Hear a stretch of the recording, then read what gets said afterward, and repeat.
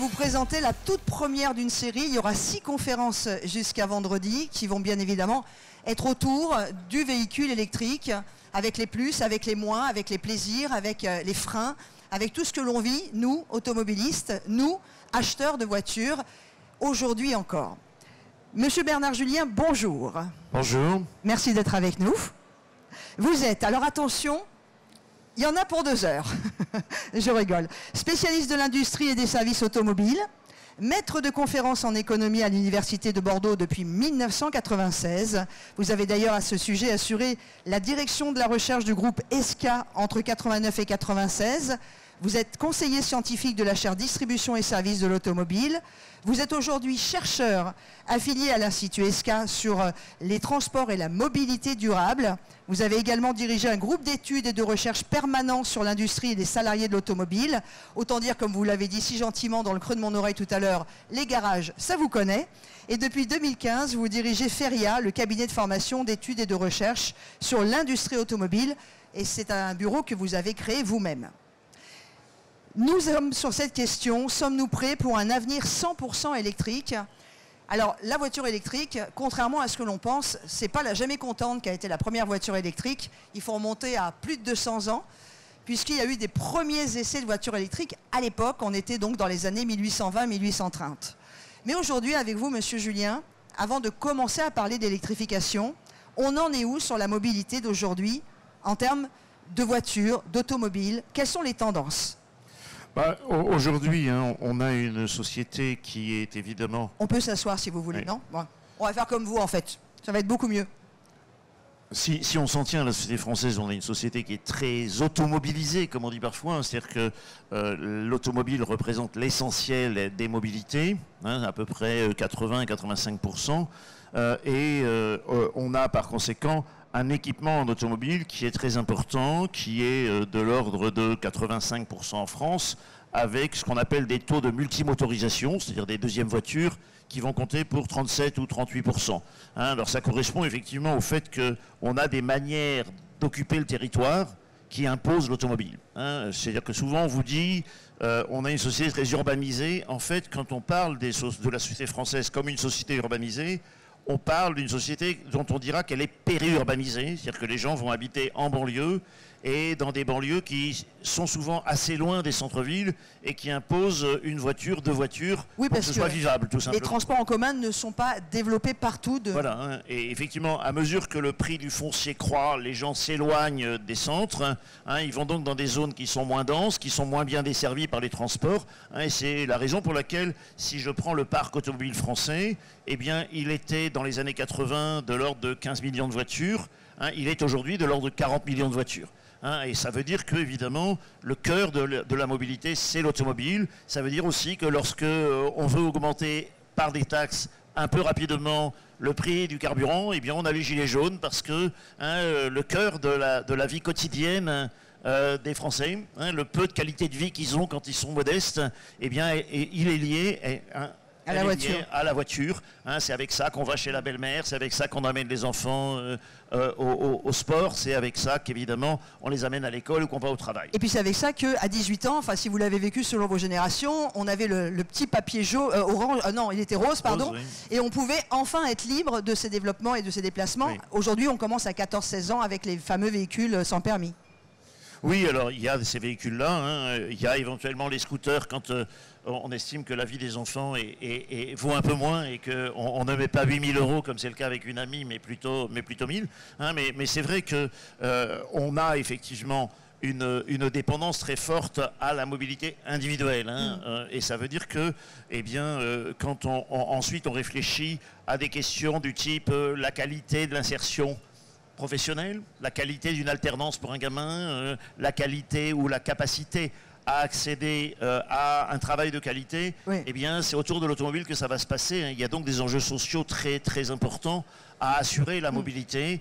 Et assurer la mobilité, c'est assurer la mobilité automobile, hein, autant que les transports en commun sur lesquels les politiques publiques ont tendance à se focaliser assez volontiers. Et d'ailleurs, à ce sujet, sur les CV, quand vous postulez pour un poste, sur les CV, il y a toujours marqué permis, poste, est-ce que j'ai le permis ou pas? Permis A, permis B. Voilà, hein, donc, et c'est vrai que, alors, il y a effectivement des jeunes qui passent le permis moins tôt que c'était le cas autrefois, mais aussi parce que, les études sont plus longues, hein, et comme les études se font généralement dans des zones denses, voire en ville, eh bien, tant qu'on n'est pas inséré professionnellement, tant qu'on n'a pas des enfants, le besoin d'avoir une voiture est moindre qu'avant. Par contre, quand on regarde la génération, les jeunes, les vieux jeunes, hein, ceux qui commencent à former une famille, eh bien, on a un phénomène de rattrapage, hein, et par conséquent, on ne peut pas dire aujourd'hui qu'il y a des jeunes générations qui se démotorisent, hein, simplement, un peu comme le premier enfant, on a un âge du permis qui est reculé, hein, et qui correspond au fait que, de toute façon, hein, on a quand même une dépendance à l'automobile de notre société qui est très forte, et c'est dans ce contexte-là qu'il faut situer les enjeux de l'électrification. Et alors, avant de revenir sur les enjeux de l'électrification, est-ce qu'il y a une grande différence entre les métropoles, les grandes villes et les zones rurales en France sur l'importance de la voiture dans les foyers ? Oui, hein, très clairement, si vous voulez, vous avez des niveaux d'équipement et surtout des niveaux de multi-équipement qui sont indexés sur les densités. Plus les densités sont faibles, plus les niveaux d'équipement et de multi-équipement sont élevés, hein, et c'est vrai que du coup, quand on est ménage modeste dans le monde rural, eh bien, on répartit son enveloppe sur plusieurs véhicules. On est sur un principe de type deux vieux valent mieux qu'un jeune, deux vieux véhicules valent mieux qu'un jeune véhicule, hein, parce que évidemment, quand on a besoin d'autant de véhicules qu'il y a de permis dans la famille, eh bien, quand on n'a pas des 1000 et des 100 à consacrer à l'automobile, on va acheter plusieurs voitures de 10 ans plutôt qu'une voiture de 3 ans, quoi. Ouais. Tiens, parmi vous d'ailleurs, qui a 2 voitures dans le foyer? Levez la main. Voilà, c'est ce que vous dites, effectivement. Vous êtes région parisienne, vous êtes partout en France, en région également. C'est une vraie réalité.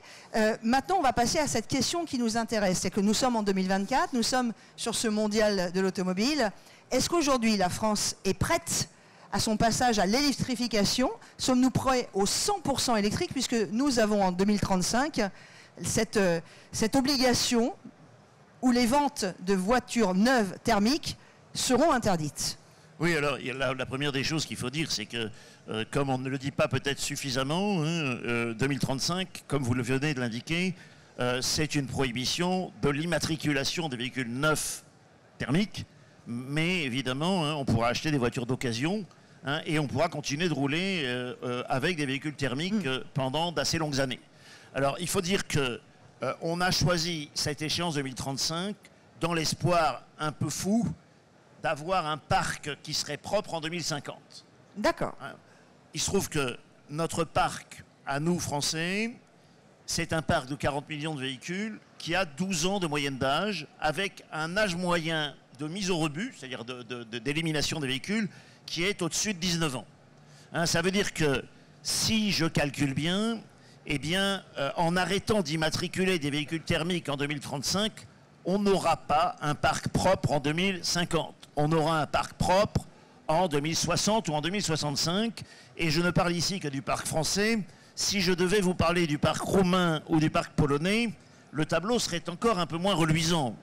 Donc ça veut dire qu'aujourd'hui, quand on se pose la question de savoir si on est prêt pour l'électrification, nous parlons d'une échéance qui est 2060 plutôt que l'échéance 2035, d'une certaine manière. Pourquoi? Parce que quand je regarde les ménages français acheter des voitures, j'ai 6 achats qui sont faits en véhicule d'occasion et un achat qui est fait en véhicule neuf. Et l'âge, c'est à peu plus de 50 ans pour le premier. Pour le véhicule neuf. Ça veut dire que, en gros, aujourd'hui, le véhicule neuf, ça concerne quelques vieux riches, si vous voulez. Des gens comme moi, si vous voulez. Eux, ils achètent des voitures neuves. Mais la très large majorité de la population n'accède à l'automobile que via le véhicule d'occasion. Et par conséquent, la question se pose plutôt en ces termes. Ça veut dire que ce n'est pas avec le leasing social que la plupart des ménages vont électrifier leur parc, c'est avec des véhicules d'occasion, quand ils pourront trouver sur le marché de l'occasion chaussures électriques à leurs pieds, allais-je dire, c'est-à-dire des véhicules qui ont plutôt 5, 7, 10 ans, et qui vaudront le prix auquel ils achètent aujourd'hui des voitures, et le prix auquel un Français achète aujourd'hui un véhicule, il est plutôt en dessous de 10 000 qu'au-dessus de 20 000, si vous voulez. Et est-ce que ça, c'est un des premiers freins que l'on peut effectivement fixer sur l'accessibilité à la voiture électrique pour les foyers français? Oui, bien sûr. Indéniablement, c'est le prix. Premier frein, le prix. C'est le prix, et puisque c'est le prix, eh bien, c'est le fait que le matériel d'occasion, l'abondance de véhicules d'occasion, n'est pas aujourd'hui à la hauteur de la soif éventuelle électrique. Hein. Je pense qu'effectivement, comme on l'a vu avec le leasing social, comme on le verra dès qu'il y aura beaucoup de voitures électriques peu chères disponibles, le problème des ménages n'est pas qu'ils ne veulent pas d'électrique, c'est qu'il n'y en a pas qui puissent être trouvés au prix auquel ils le souhaitent. Hein, alors évidemment, je ne méconnais pas le fait que les ménages peuvent avoir envie d'une autonomie qu'ils n'auraient pas aujourd'hui avec l'électrique, mais mon parc, hein, mes 40 millions de voitures là, de 12 ans de moyenne d'âge, il y a un tiers qui est une deuxième voiture. Hein, et pour les deuxièmes voitures, on n'a pas besoin d'avoir une autonomie de 600 km. Hein, comme c'est des petits essentiellement pour faire des navettes, là, il y a une fenêtre de tir pour mettre de l'électrique qui est énorme, enfin qui est au moins, hein, qui compte pour à peu près un tiers du parc, et qu'on ne peut pas occuper aujourd'hui parce qu'il n'y a pas de véhicule d'occasion. Voilà, on a une moyenne de 50 km par jour en déplacement. C'est vraiment la moyenne française hein, sur les déplacements quotidiens. Donc l'autonomie des voitures électriques peut fonctionner. Maintenant, j'aimerais que l'on fasse un comparatif avec d'autres pays de l'Europe. Et on a bien vu en 2024, on en parle beaucoup depuis la fin de cet été, surtout une chute, alors tout confondu, des voitures neuves en termes d'achat et particulièrement des voitures électriques. Or, en Europe, il y a un pays qui sort du lot, où tout a l'air d'aller bien, c'est la Norvège. Pourquoi il y a autant de différences? Qu'est-ce qui s'est passé en Norvège, où pratiquement tous les foyers ont maintenant un véhicule électrique, contrairement à notre pays ou d'autres pays européens qui jouent le jeu, hein, je parle bien de ceux qui jouent le jeu. Ce qui s'est passé en Norvège, c'est ce qu'il est en train de ne pas se passer chez nous. Hein, c'est-à-dire que le fait qu'on a primé l'achat de voitures électriques, ce qui a permis de passer. Hein. En gros, en Norvège, vous aviez des achats de voitures qui étaient très taxés. Hein, et du coup, en faisant varier à la baisse fortement la taxe sur les véhicules pour favoriser l'achat de voitures électriques, on pousse les ménages à le faire. Hein, et comme on a l'argent du pétrole, hein, pour financer cela, eh bien, on peut conduire ces politiques-là avec beaucoup de constance pendant des années. Hein, cette constance qui nous manque aujourd'hui dans les politiques publiques d'aide à l'équipement. Hein, et puis, du coup, vous avez ce qu'on appelle souvent un écosystème électrique qui se forme. C'est-à-dire que, les gens, voyant que le voisin a sauté le pas, finissent par le faire eux-mêmes. Les bornes se multiplient. Les installateurs de bornes sont là et sont compétents, hein, toutes choses qui viennent lentement chez nous, puisque quand vous regardez notre marché à nous, les très bonnes années, c'est-à-dire en 2023, on a atteint 17 ou 18%, hein, et puis quand je regarde le parc automobile français, mes fameux 40 millions de tout à l'heure, là, eh bien j'ai 1 million de voitures qui est électrique. Hein, et donc aujourd'hui, nous, on n'a pas la taille critique, hein, on ne l'a pas sur le marché de l'occasion, on ne l'a pas dans les garages, on ne l'a pas dans les campagnes, on ne l'a pas dans les banlieues, si on veut. Qu'est-ce qu'il faudrait faire en France aujourd'hui pour réaccélérer cette transition vers le véhicule électrique, redonner les moyens, l'envie et les installations pour que tout le monde puisse aussi vivre en électrique, ne serait-ce que sur la deuxième voiture? Alors, il y a deux niveaux de réponse. Hein. Il y a un premier niveau de réponse qui concerne ce mondial, hein, qui est l'offre. Hein. Et clairement, si vous voulez, vous avez en Europe eu, chez les constructeurs, une fâcheuse tendance à traiter l'électrique par le haut, hein, à entamer l'électrification des catalogues avec des véhicules très chers. Hein, et du coup, évidemment, on a assez vite écrémé la partie de la clientèle qui était susceptible de mettre 40 000 € dans sa voiture et qui était accessible à ces offres-là. Donc il y a une responsabilité des constructeurs au départ. Oui, enfin, en tout cas, il y a des constructeurs qui ont joué le coup comme ça. En partie parce que c'était ce qu'il y avait de plus confortable à faire commercialement. Parce que quand vous faites un véhicule à 40 000 €, vous pouvez afficher des voitures relativement grosses avec des autonomies assez élevées. Donc vous demandez très peu d'efforts, à part l'argent, aux consommateurs. Hein, et du coup, c'est peut-être la manière la plus simple, hein, la plus flemmarde peut-être aussi, d'aborder la question. Quand on veut descendre en prix, on le voit très bien sur le stand d'à côté avec la IC3, on le voit aussi avec MG qu'on a aussi là. Alors MG, c'est des voitures qui sont plutôt à 35 000, si vous voulez. Oui. Hein, là, moi, je parle des voitures qui vont effectivement tourner, hein, arriver à descendre largement en dessous de 30 000, voire en dessous de 25 000. Si on veut faire ça, il faut effectivement proposer des véhicules qui soient dotés d'autonomie plus faible. Hein, et il faut faire accepter aux ménages l'idée que, la plupart du temps, avec une autonomie de 350, voire de 200 km, ça peut le faire. Et puis que ça a quand même une vertu extraordinaire, c'est qu'il n'y a plus besoin de passer à la pompe. Oui. Hein, et que ça, c'est assez plaisant.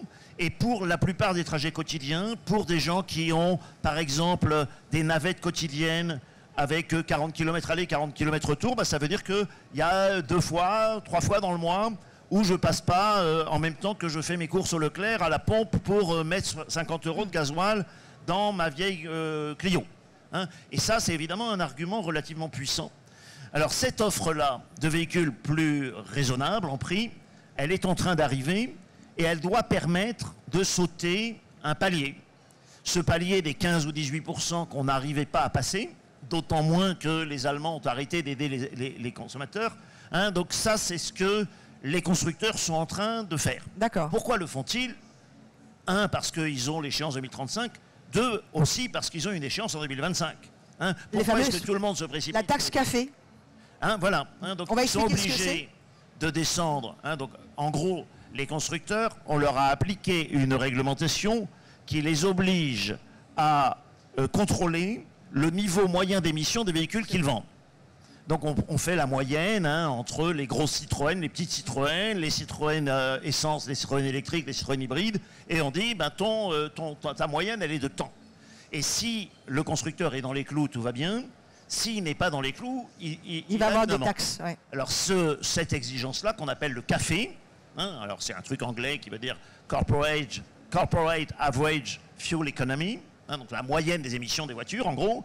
Ce café, il est recalculé tous les 3 ou 5 ans. Donc là, on avait fixé en 2019, pour 2025, un cap au constructeur au terme duquel il devait baisser de 15% par rapport à ce qu'étaient les émissions ces dernières années. Ça, c'est l'année prochaine. Et c'est pour ça que les constructeurs s'inquiètent. Bah oui. C'est pour ça aussi qu'ils ne se sont pas précipités pour vendre leurs voitures peu chères en 2024, qu'ils ont attendu 2025 pour le faire. Donc ils ont tous sur le mondial des offres de ce type-là qu'ils vont dégainer pour que ça compte dans leurs immatriculations de 2025 et que ça leur permette de passer le cap l'année prochaine. Donc évidemment, ça veut quand même dire que en dehors du constructeur, il y a un intervenant majeur dans mon affaire qui est la puissance publique.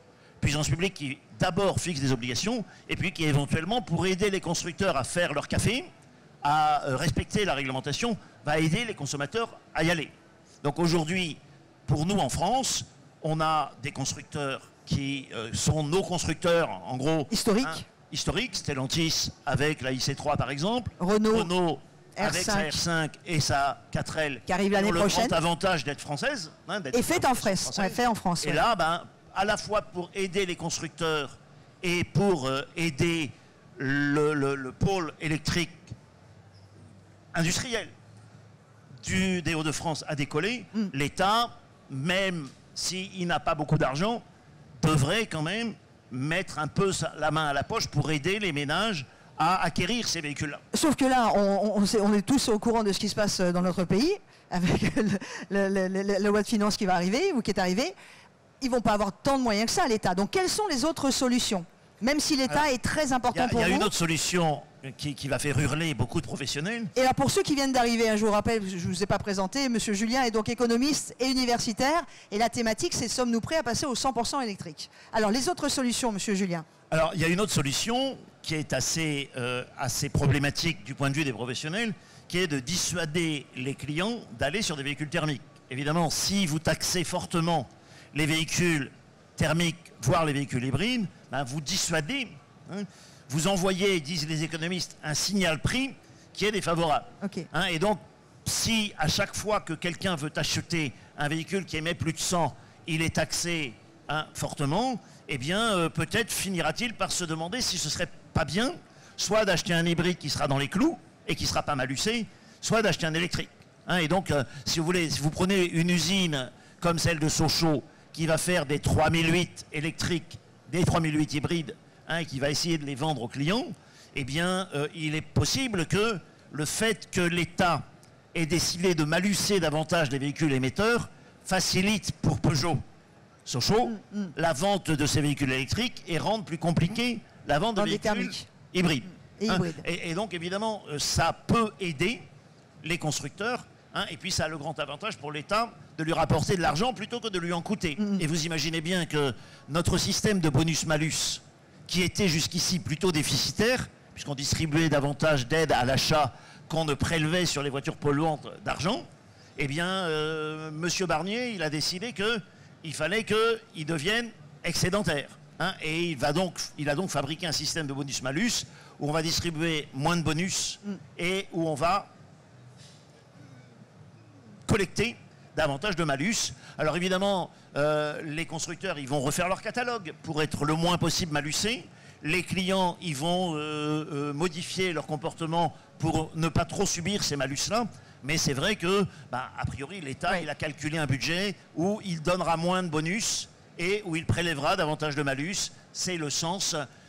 c'est le sens des avertissements de Bruxelles qu'il impose d'une certaine manière. Autre possibilité également, c'est comment faire en sorte que nous, futurs propriétaires, ou peut-être que vous l'êtes déjà pour certains d'un véhicule électrique, on puisse presque gagner de l'argent avec notre voiture, ou tout du moins en perdre moins sur le fameux système de V2G, c'est-à-dire le Vehicle to Grid, et les fameuses batteries qui vont nous permettre de redonner au réseau l'électricité, voire la revendre, pourquoi pas...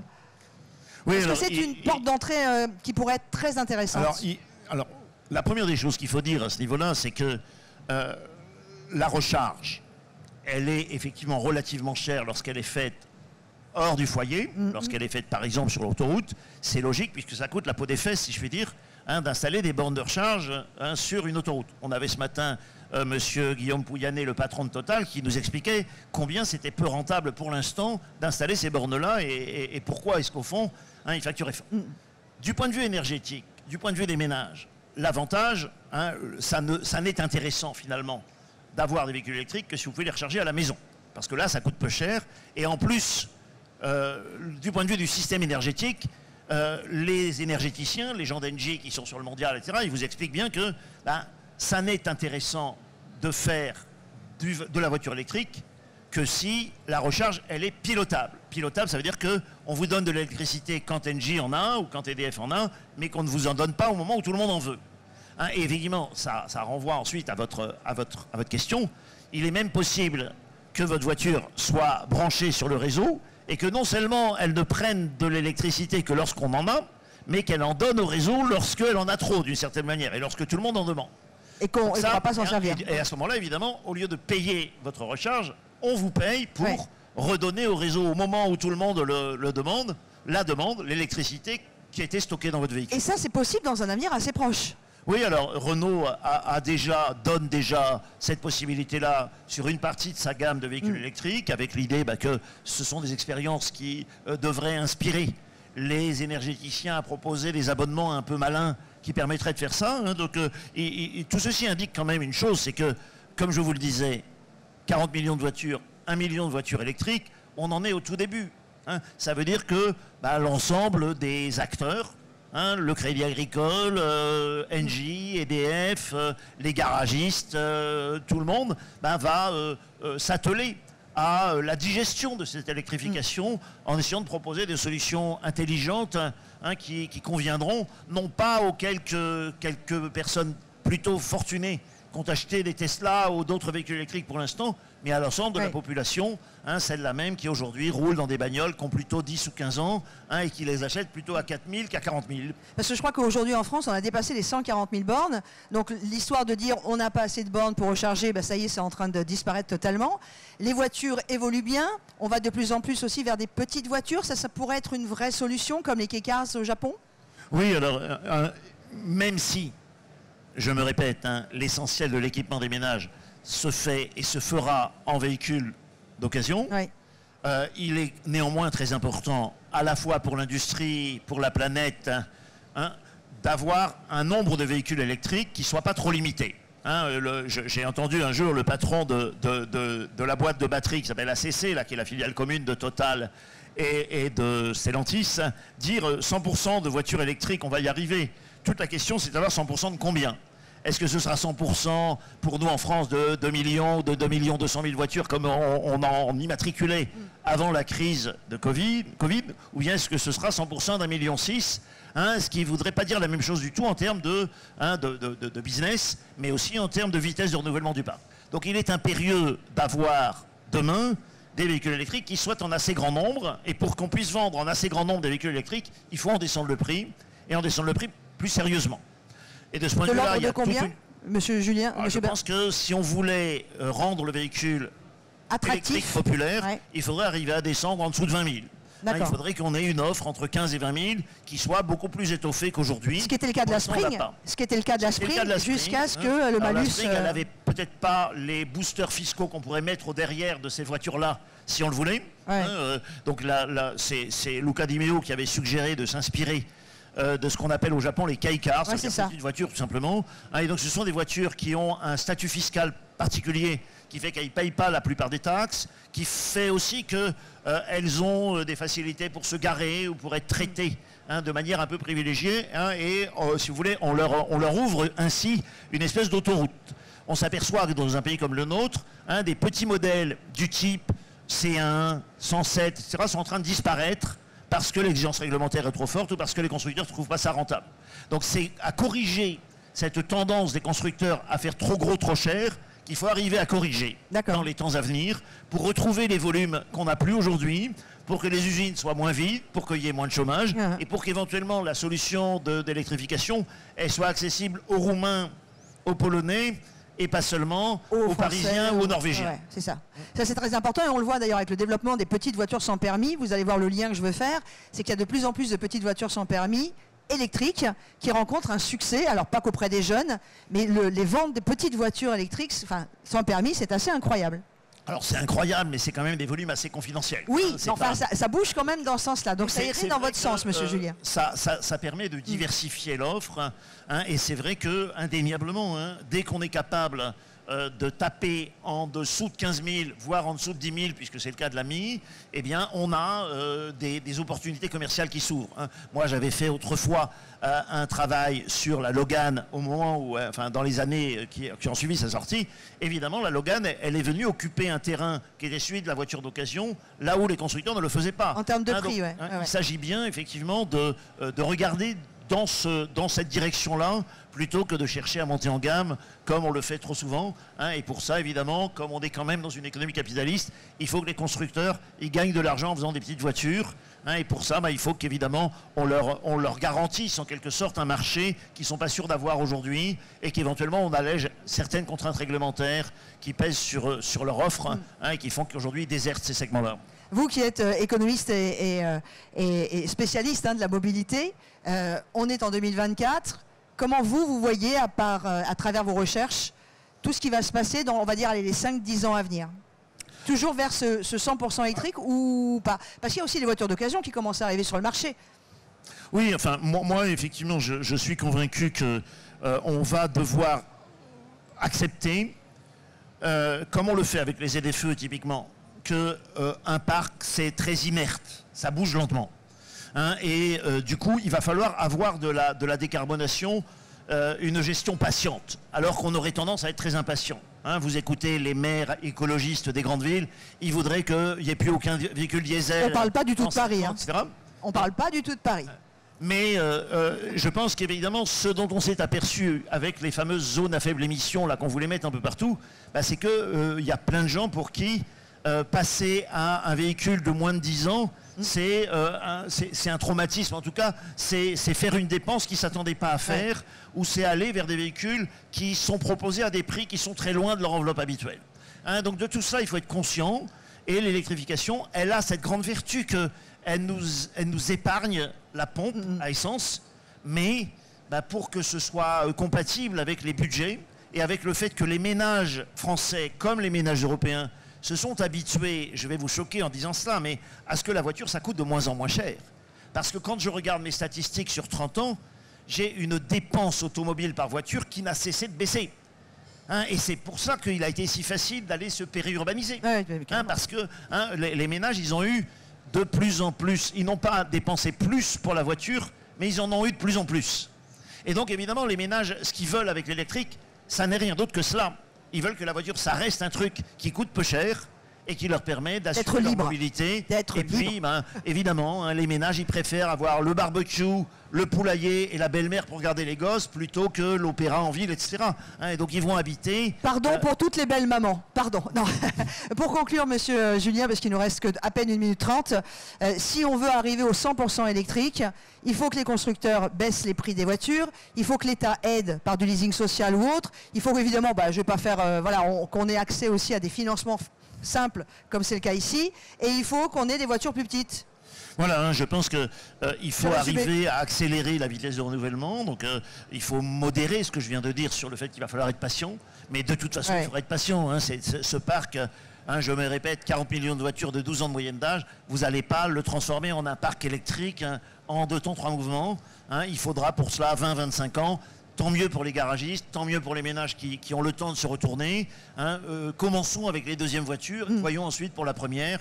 Donc peut-être que les ménages qui étaient habitués à privilégier dans leur achat la première voiture plutôt que la deuxième, ils doivent peut-être inverser et se dire tiens, finalement la bagnole que je vais renouveler la plus vite, c'est la deuxième.